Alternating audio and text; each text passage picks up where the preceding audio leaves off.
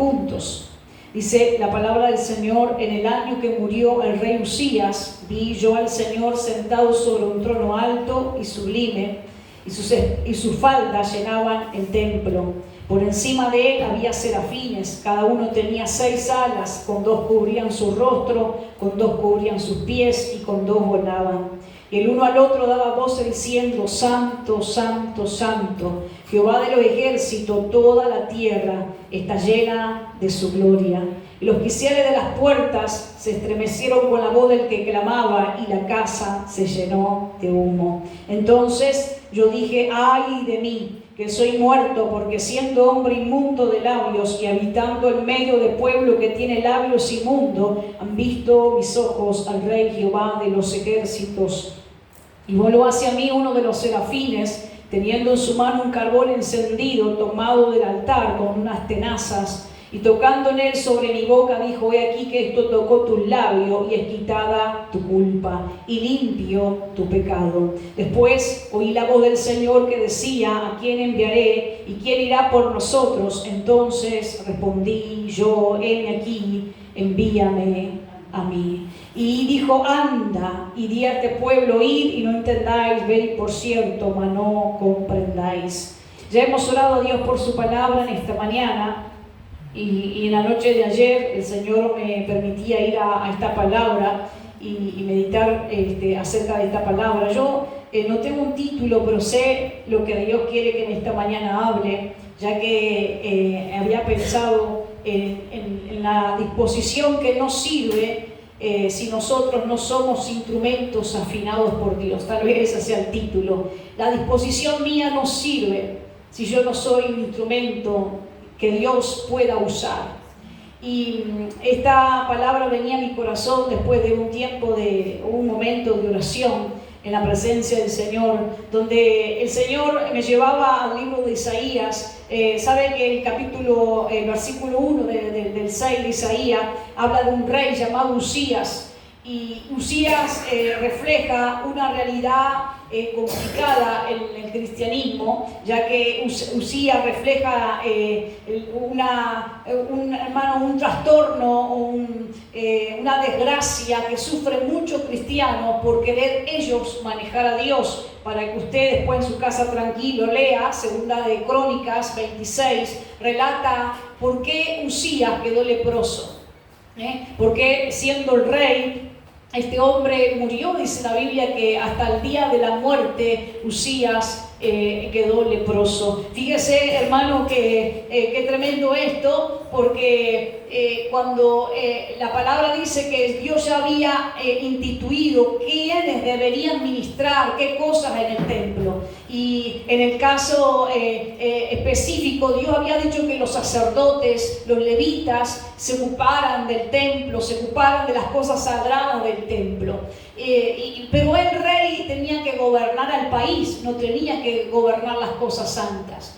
Entonces, o mejor dicho, tocar las cosas santas o ministrar las cosas santas. Pero un día, Usías, lleno de arrogancia, lleno de orgullo, lo peor que nos puede pasar, hermano, sabe usted y yo podemos venir al culto, pero solo Dios conoce cómo andamos realmente. Lo peor que nos puede pasar es creer que nosotros ya manejamos y tenemos. Hay gente que dice: yo tengo al Espíritu Santo, y yo tengo a Dios, yo tengo profecía, y tienen mucho. Pero tened cuidado, porque teniendo todo eso, aún usted y yo tenemos que someternos a Dios, que es la fuente inagotable de vida. No es que conseguimos algo en la vida, un poder, como algunos creen: yo tengo un poder para hacer esto y aquello. Satanás también tiene poder. No se deje engañar por eso.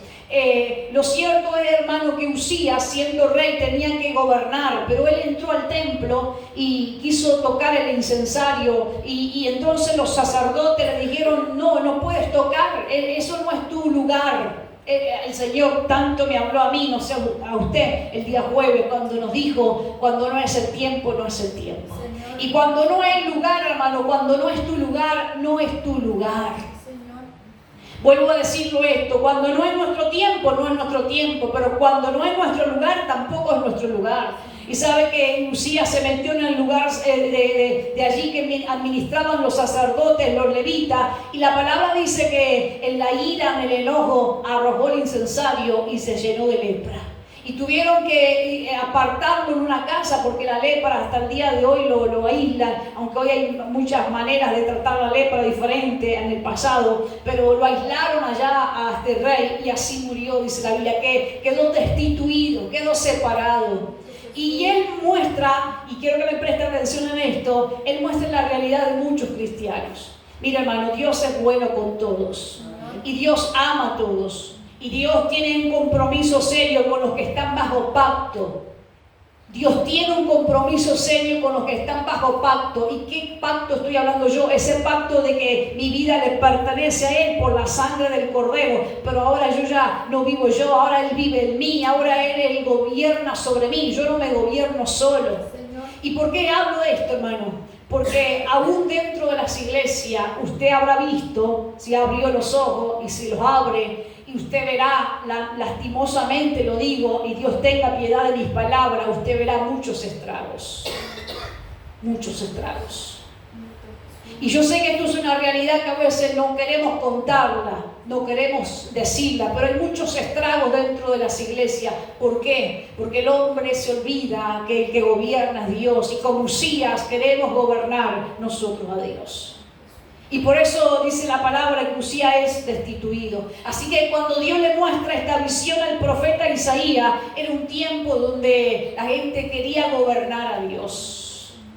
Hermano, este es un tiempo donde el cristiano quiere que Dios haga, que Dios sea, que Dios le abra, que Dios le conteste. Pero hay muy poca gente que quiere esperar en el Señor o someterse al Señor o estar bajo la poderosa mano del Señor. Yo no conozco otro evangelio. Si yo conociera otro evangelio, le predicaría otro evangelio. El evangelio que yo conozco es que el hombre que se somete a Dios puede, hermano, estar bajo, como dice el Salmo, está cubierto. Ese hombre está cubierto ante las acechanzas del diablo. Puede venir cosas mortíferas, pero a él no le hará daño. Puede caer a su lado 1000 y a su otro lado 10.000, pero a este no le llegará. ¿Por qué? ¿Qué diferencia tiene ese hombre que está sometido a Dios? Sometíos pues a Dios, resistid al diablo y él huirá de vosotros. Entonces, Usías representa esa desgracia en muchos cristianos. Y no puedo dejar de decir en muchos cristianos, porque Usías, hermano, Usías no solo pertenecía al pueblo judío o al gobierno de Israel, Usías también había buscado al Señor, pero se había apartado. Creo que, hermano, a veces nosotros somos como los judíos, los israelitas en el desierto. Llevamos maná para mucho tiempo, pensando en nosotros malmente que tenemos para rato. Pero ese maná ya no te sirve porque ya está mohoso. Esas experiencias espirituales que tuviste en algún momento con Dios, hermano, ya están ahí. Y los judíos, el Señor les decía, no lleven para mañana busquen otra vez maná, porque mañana ese maná va a estar mohoso si ustedes lo guardan. Y ellos, bien porfiados, como muchos en el día de hoy, hermano, piensan que están abastecidos, ya tienen mucha experiencia, ya saben mucho, pero dice la palabra que los judíos, por guardar maná fuera de la voluntad del Señor, el maná crió gusano, estaba mohoso, era incomible. Y así es, hermano, la vida de muchos cristianos que tienen experiencias pasadas, pero, hermano, no tienen nada de Dios, no tienen nada del Espíritu Santo. Quiera Dios que nos ayude en esta mañana a entender que la realidad de Usías es la realidad que se ve mucho en el día de hoy. Pero Dios, hermano, Él sigue hablando. Que usted y yo de repente, y yo sé que a veces no puedo dejar de involucrarme. Yo no puedo pararme delante de usted sin hablarle de mi batalla. Yo no puedo dejar de involucrarme porque sería hipócrita de mi parte. Quiero repetir esto que iba a decir. Dios sigue hablando, aunque muchas veces nosotros somos los sordos. Dios sigue hablando, aunque a veces nosotros nos volvemos duros. Dios sigue tratando, Dios sigue ministrando. Y Dios mostró en visión a Isaías su gloria. Dios sigue hablando. El poder del Señor no ha menguado, no ha cambiado. Dios sigue hablando. Dios sigue haciendo su obra maravillosa. No dejes de creer en el Señor. Ahora el Señor le habla y le muestra la santidad del Señor, tanto así que cuando él ve la presencia del Señor, él ve serafines, ángeles ministradores de la presencia del Señor, guardianes, por así decirlo, de la presencia del Señor. Ellos, dice la palabra, que tienen 6 alas. 2 de sus alas cubren sus ojos, su rostro, su cuerpo. 2 cubren sus pies, dice, y con 2 vuelan. Y esto, hermano, yo no sé, no quiero profundizar ni dar clase acerca de quiénes eran los serafines. Lo que a mí siempre me llama la atención de estos ministradores celestiales es que ellos, estando tan cerca de Dios, no se atreven a ver a Dios. No pueden. Que ellos, estando en mano tan cerca del Señor, aún así tienen tanta reverencia al Señor. Es tremenda la contradicción. Y ahora le explico a qué me estoy refiriendo, a qué me voy a referir. Cuanto más el cristiano más se aleja de Dios, más, hermano, más abusa de descuidar la presencia de Dios. Más falta de reverencia tiene. Y cuanto un hombre más cerca está de Dios, cuanto un ministrador más cerca está de Dios, menos puede, menos entiende, o mejor dicho, él sabe que no puede ver al Señor. Y cuando yo me refiero a ver al Señor, me estoy refiriendo a que, hermano, uno puede descubrir al Señor solo con la gracia del Señor, no por nosotros mismos, no en una condición mala. Y quiero decirle algo, el Señor nos ama a todos, el Señor tiene, no necesito decírselo, porque si usted lo olvida, yo solo se lo voy a recordar. El Señor tiene propósito con todos nosotros, todos, diferente de todos, con todos, pero Él tiene propósito con cada uno de nosotros. Y el Señor es fiel en cumplir su propósito. Pero hermano, en lo que el Señor me hablaba en la noche de ayer es como en la visión que Isaías ve la santidad del Señor. Él ve al Señor en el trono, el Señor sigue gobernando. Hermano, hay una gran falta de temor del Señor, no solamente en la vida del cristiano, hay una falta de temor en el mundo. Hay falta de temor. Y yo no hablo de que usted le tenga miedo al Señor. No, hermano. El Señor no anda queriendo que usted se espante. El Señor es bueno, pero Él es justo. El Señor es bueno, hermano, pero no burlaremos su presencia. No podemos burlar su gracia, hermano. ¿Sabe? En el día de ayer yo quedé pensando, y hasta el día de hoy, en este hombre llamado Obed-Edom. La palabra dice que el arca del Señor había estado bastante tiempo en la casa de otro levita y no había pasado nada. Y ahí había estado la presencia del arca. A veces, hermano, el cristiano se acostumbra, dice: yo voy a la iglesia, canto alabanza, oro, no sé, hago todos los rituales que la iglesia pide y hacen.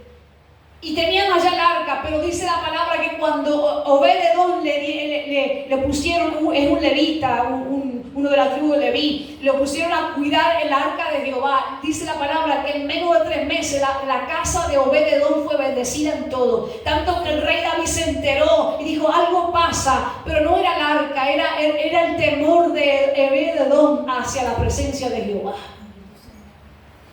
Y tanto que Dios lo bendijo en todas las cosas a Obed-Edom. Quiera Dios que nosotros, hermano, no tenemos la necesidad de tenerle miedo a Dios, pero que sí reverenciemos, amemos a Dios, busquemos a Dios. Yo le decía al Señor en oración: dame hambre por buscarte, dame la gracia por buscarte, porque yo puedo venir a ti contándote mis problemas o pidiéndote necesidades, pero ¿quién dice que yo te estoy buscando? ¿Quién dice que yo tengo hambre de ti? Dame hambre de ti, dame esa gracia de arrepentirme de mi pecado y no solamente sentirme mal por lo que hice mal, no tener una conciencia que me engaña, porque hermano, hay conciencias que engañan a la mente o al corazón del ser humano. Y bueno, y yo con esto ya estoy bien con Dios, y yo ya arreglo este asunto, ¿y quién te dice a ti que tú estás bien con Dios, que yo estoy bien con Dios? Si solo Él va a pesar eso en la balanza de Él, si solo Él puede justificarnos, si solo Él puede sentenciarnos, solo Él, hermano. Porque cuando Él nos pesa, hermano, y hablo de cuando Él nos mide, solo Él sabe, solo Él.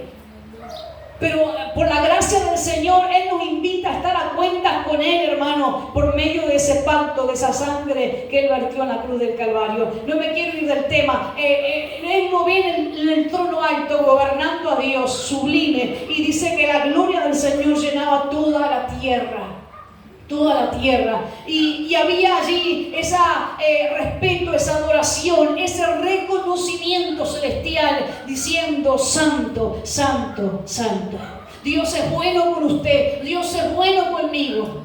Hermano, a pesar de que usted sea fiel o sea infiel, Dios va a seguir siendo bueno. A pesar de que usted se abra para el Señor o se cierre, Dios va a seguir siendo bueno. A pesar de que le busque usted a Dios o lo deje de buscar, Dios va a seguir siendo bueno. Pero hermano, no equivoquemos, que Dios sea bueno no significa que Dios no sea santo. Y cuando nos referimos a la santidad de Dios, hermano, es que en la santidad del Señor, hermano, no nos permite a nosotros espacio, no deberíamos tener espacio para herir o contrictar al Espíritu Santo que mora en nosotros. La santidad del Señor, hermano, es la plenitud de lo que Él es.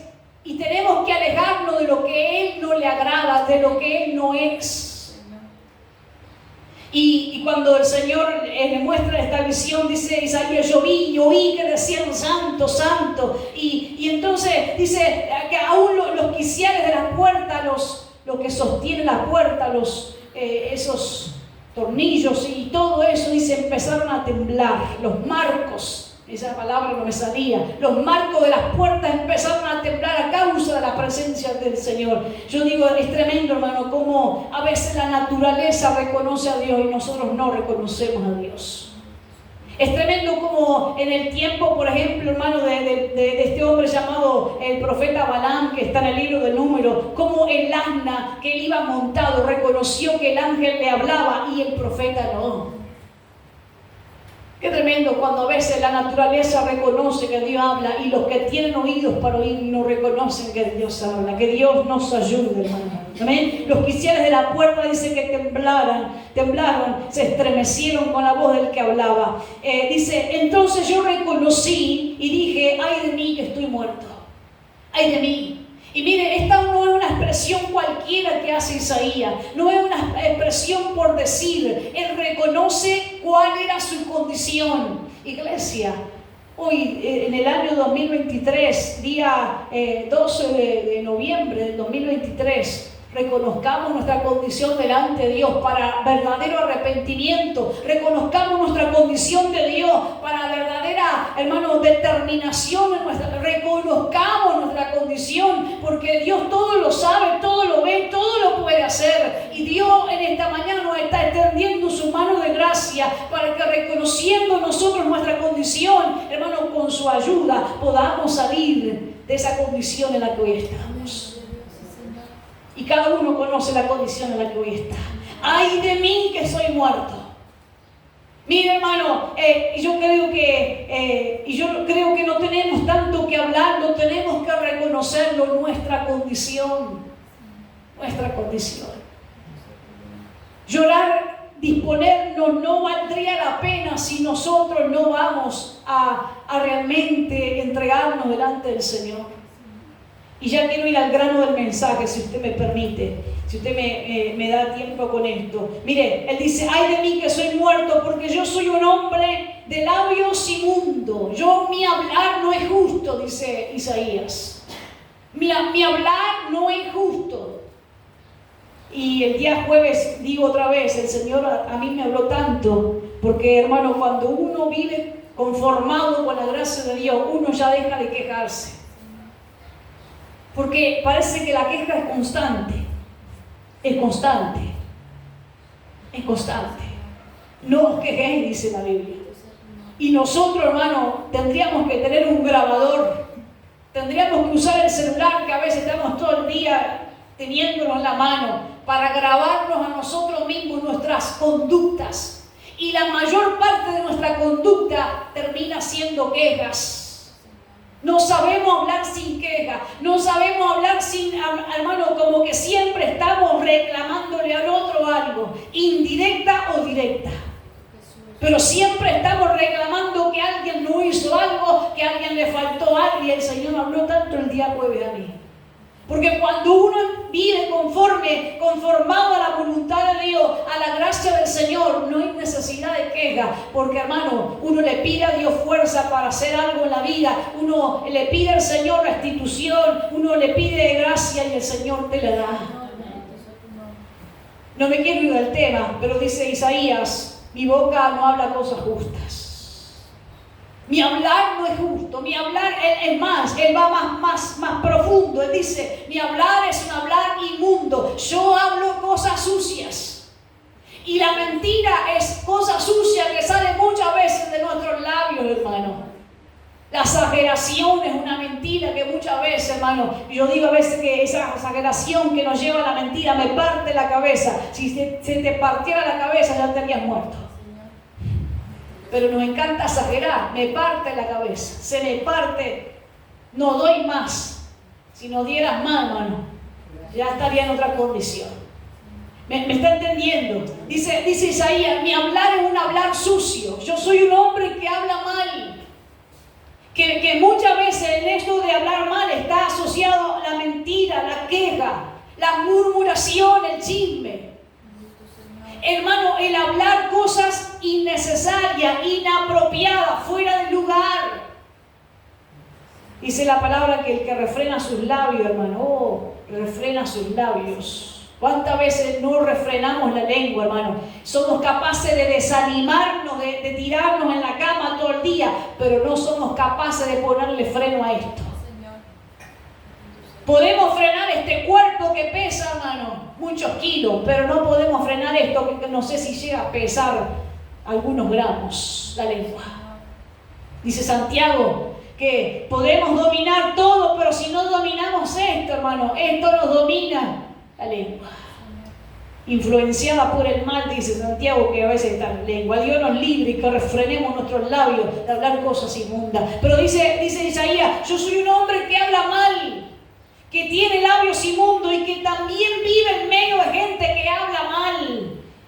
Porque, hermano, yo no sé si tu espíritu lo percibe, pero muchas veces uno escucha al otro y uno dice, el hermano tendrá razón y todo, pero cómo se queja, aleluya. El hermano tendrá razón y todo, pero Dios mío, cómo habla mal de fulano. ¿Me está entendiendo? Porque su espíritu, y eso yo repito lo que dije, tendríamos que tener un grabador para nosotros mismos, escucharnos y examinarnos. Mirá, de la abundancia de mi corazón, mirá cómo hablo, mirá lo que hablo. El Señor nos ayuda esta mañana. Me ayude a mí, lo ayude a usted. Dice Isaías, ay de mí porque soy un hombre inmundo de labios y habitando en medio de un pueblo que tiene labios inmundos. Han visto mis ojos al Rey Jehová de los ejércitos. ¿Sabe por qué tenemos que tener temor al Señor? Porque siendo hombres y mujeres mentirosos, y yo no lo estoy ofendiendo a usted, hablo de la inmundicia que a veces es la mentira en nuestros labios, siendo gente que muchas veces se queja, siendo gente que muchas veces habla mal de otro, aún así hemos visto la misericordia del Señor. Han visto mis ojos al Rey Jehová de los ejércitos. Entonces, mire, hermano, voy a llegar al grano del mensaje. Voló hacia mí uno de los serafines, uno de estos ministradores de la presencia del Señor, y teniendo en su mano un carbón encendido tomado del altar. En el altar siempre de Dios hay fuego. Y yo no quiero hablar de la emoción del fuego, hermano, y que sienta algo, no. Estoy hablando que si hay fuego, siempre hay un sacrificio. En el altar se prendía fuego porque había un sacrificio constante, si no, no se prendía fuego. En el altar de Dios, a ver si usted le pido al Espíritu Santo que me ayude con mis palabras. Siempre hay fuego, hermano, cuando hay entrega continua. Cuando el cristiano deja de entregar, el altar de él se apaga. Porque cuando uno entrega, uno quema. Uno quema. Ya no hay sacrificios a veces en nuestra vida. Yo no estoy refiriéndome a que usted se arrodille, que usted, yo qué sé, hermano, esté incómodo, que usted esté obligado a hacer. No me vaya a malinterpretar. Hablo de esa entrega, tan sencillamente de entrega. Falta entrega para que el altar tenga fuego.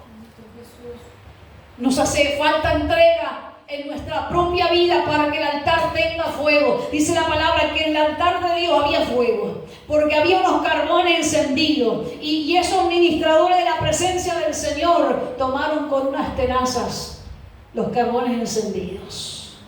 Y fueron directos, hermano, simbólica o no, fueron directos a los labios de Isaías. Oh, hermano, ¿sabe que esta es la puerta del alma muchas veces? Esta. Tenemos dos puertas. Alguno puede decir que estas son las ventanas, no sé. Para mí el oído, la vista y la boca, hermano, son muchas veces las expresiones, más bien estas dos, de lo que hay acá. Porque como uno ve, muchas veces lo refleja, porque hay gente que ve todo mal, no puede ver a Dios. Es que tal vez en su corazón hay tanta oscuridad que no ve. Pero hay gente que cuando habla uno dice, Señor amado, mira lo que tiene en el corazón, mira lo que tenemos en el corazón muchas veces. Mire que yo cuando predico me hablo a mí. Y que muchas veces cuando llego a mi casa, a veces pasa el día, o a veces pasan los días, y a veces orando, meditando, el Espíritu Santo me recuerda y me dice, ¿viste esto que dijiste? ¿Por qué lo dijiste? ¿Cuál es tu razón de decirlo? ¿Qué escondes detrás de eso? ¿Cuál es tu herida en esto? Y yo lo entiendo así, hermano. Y no me quiero ir del tema. Isaías dice la palabra que este serafín toma carbón encendido del altar con esas tenazas y va directo a los labios y le dice, ahora es limpio, es quitada tu culpa. Estoy aquí que esto toca tus labios, dice, y es quitada tu culpa. Porque, hermano, quiero decirle algo. Nosotros expresamos a través de estas puertas o ventanas, ya sea la vista, el hablar sobre todo, lo que hay dentro de nosotros, sacamos a luz lo que hay dentro de nosotros. Pero, hermanos, estamos sacando a luz, pero también tenemos que reconocer que somos culpables. El hombre, hermano, es fácil que el hombre reconozca a veces su miseria, pero no reconoce su culpabilidad. Mire, hermano, es fácil que el hombre reconozca su enfermedad, pero es difícil que el hombre reconozca su culpabilidad.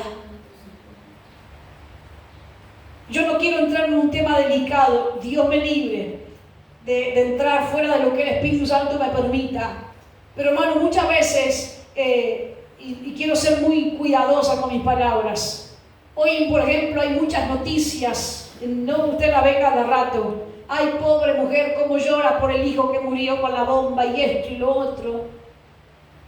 Y yo tengo, hermano, que ser muy cuidadosa con mis palabras y me libre el Señor de pecar. Pero muchas de esas mujeres escondieron terroristas o criaron a sus propios terroristas.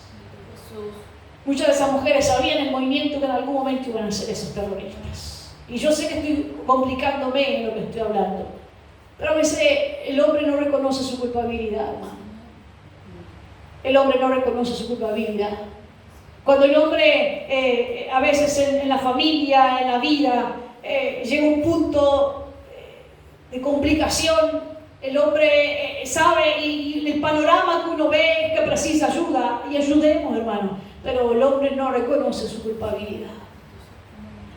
Cuando Adán y Eva estuvieron en el huerto, hermano, estaban desnudos y avergonzados y escondidos detrás de unas ramas, unas hojas que habían por ahí. Y el Señor, cuando los vio desnudos, no los enfrentó. Yo quiero decirte algo, hermano. Usted y yo no pensemos mal del Señor nunca. El Señor no nos enfrenta.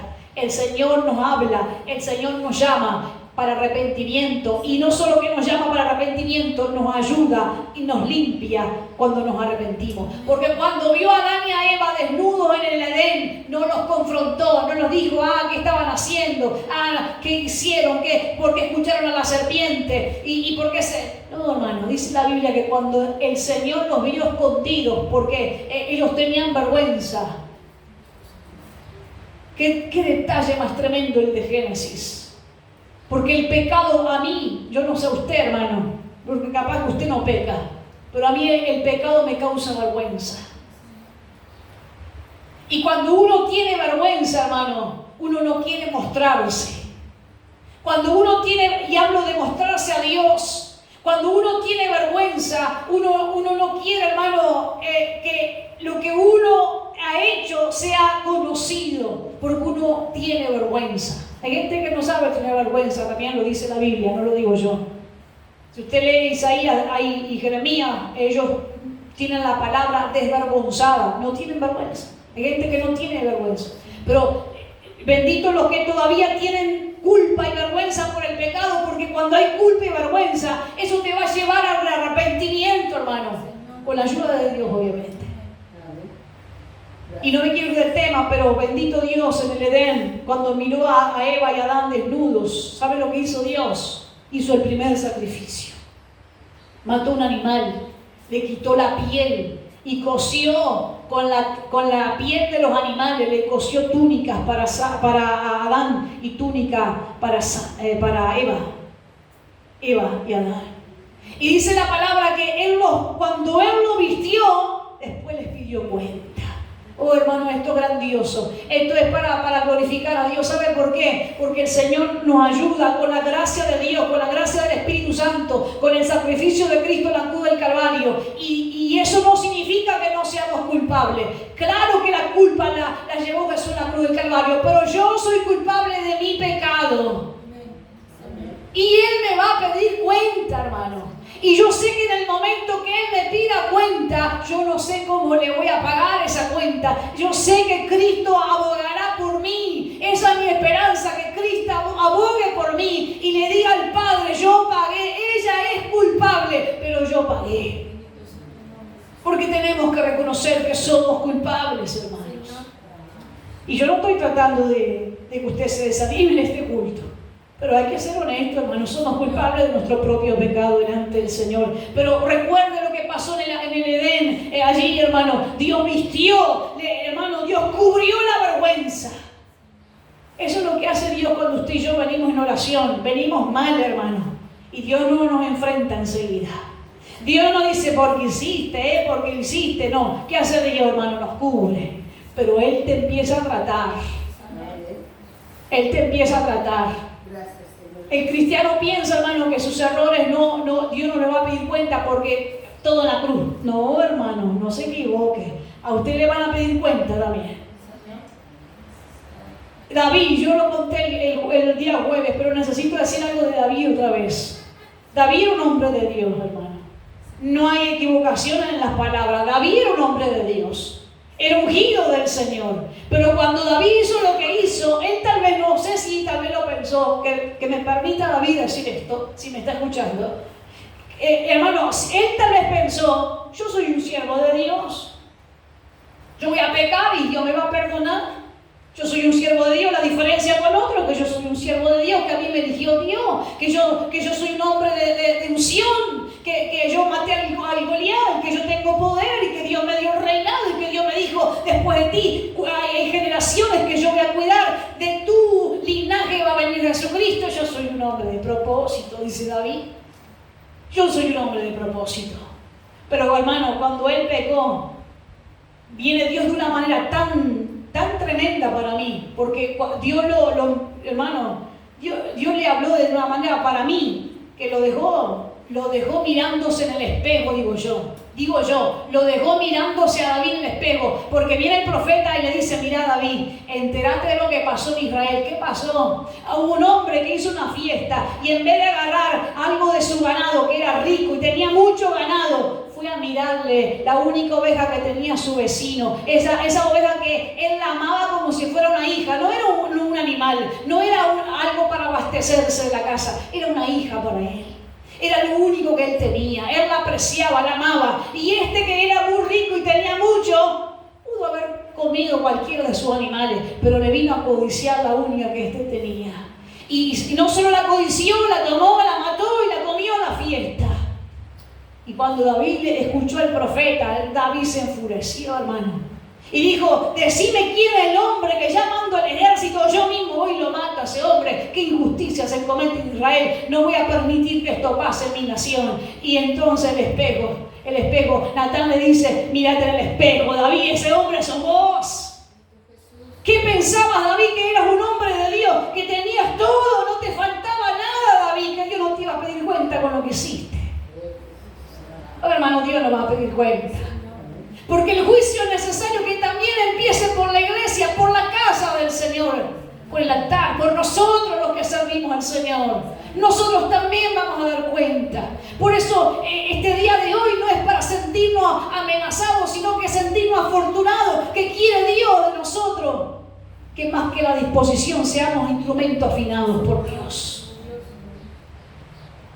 Hermano, Dios nos va a pedir cuenta y creemos nosotros, no por nuestra justicia, por la justicia de Cristo, que si nosotros nos hemos arrepentido, hermano, por la sangre de Jesucristo, la cruz del Calvario, seremos perdonados. Yo no sé si usted lo cree, pero yo creo que seremos perdonados. Denos un segundo más. Dice la palabra, hermano, que eso he quitado tu culpa y limpio tu pecado. Limpio. Quitado tu culpa y limpio tu pecado.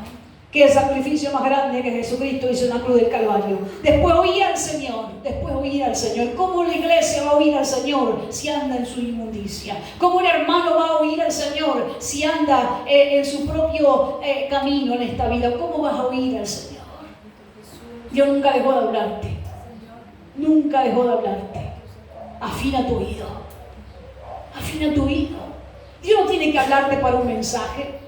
Dios no tiene que hablarte para tu futuro. Dios te quiere hablar de las cosas simples de la vida que vos vivís. Que vos vivís.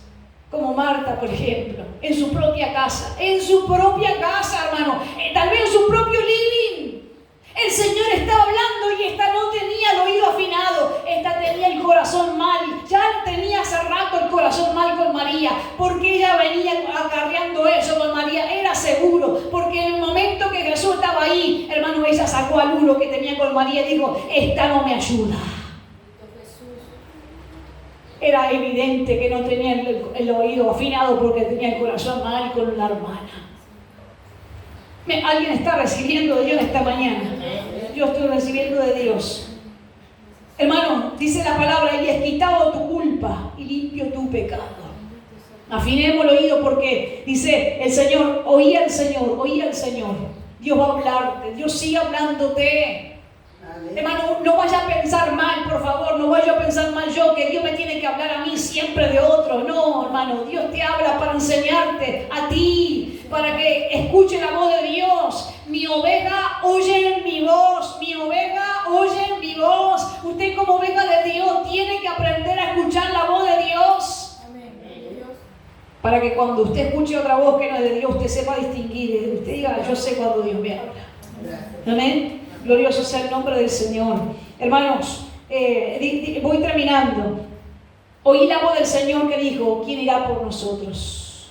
Ninguna carga usted va a sentir en su espíritu, no en su corazón natural, en su espíritu, por lo que Dios quiere, a menos que usted se reafine o se afine, a menos que usted se limpie como instrumento, porque si no, usted no va a sentir carga por nada ni por nadie. Hoy en muchas congregaciones, hermanos, los cristianos solo apuntan al altar, apuntan a tener ministerios eclesiásticos dentro de las congregaciones, que no está mal, pero muy poca gente apunta o mira o busca el tener la carga de Dios en su corazón. Cada uno quiere aspirar por su sueño, pero muy poca gente lleva carga por lo que Dios quiere. Muy poca gente lleva la carga de Dios. Cada uno aspira a la vida por cosas. Yo, hermano, lo voy a decir con mucho cuidado. Ya estoy terminando. Si usted me da unos minutos más. Yo sé que por gracia de Dios estoy parada en esta congregación predicando el Evangelio y que me cuesta mucho. Pero esto no es impuesto por mí. Yo sé que esto Dios puso en mí para hacer. Porque mis ambiciones en el pasado eran otras. Y hasta el día de hoy yo someto mis ambiciones, mis sueños a lo que Dios quiere que yo haga. Que Dios nos ayude a tener la carga de Cristo en nuestro corazón. Hermano, la disposición mía no sirve si no somos un instrumento afinado. Yo quiero que Dios me use, pero de repente, hermano, le faltan teclas. Esto es un instrumento. Hermano, está todo bien con tu disposición. Te dispongo, Señor, mi instrumento, mi vida. Pero te faltan las teclas, hermano. Señor, te dispongo mi vida. Pero no tenés el oído afinado para oír a Dios. La disposición no sirve. Dice Proverbios 16:1, del hombre son las disposiciones del corazón, mas de Jehová es la respuesta de la lengua. Yo puedo disponerme todo para el Señor. Dice Pablo en Romanos 9, dice que hay vasos de misericordia.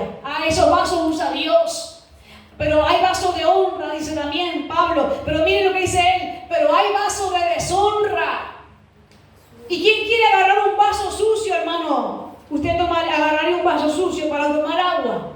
No, por lo general usted va a agarrar un vaso limpio.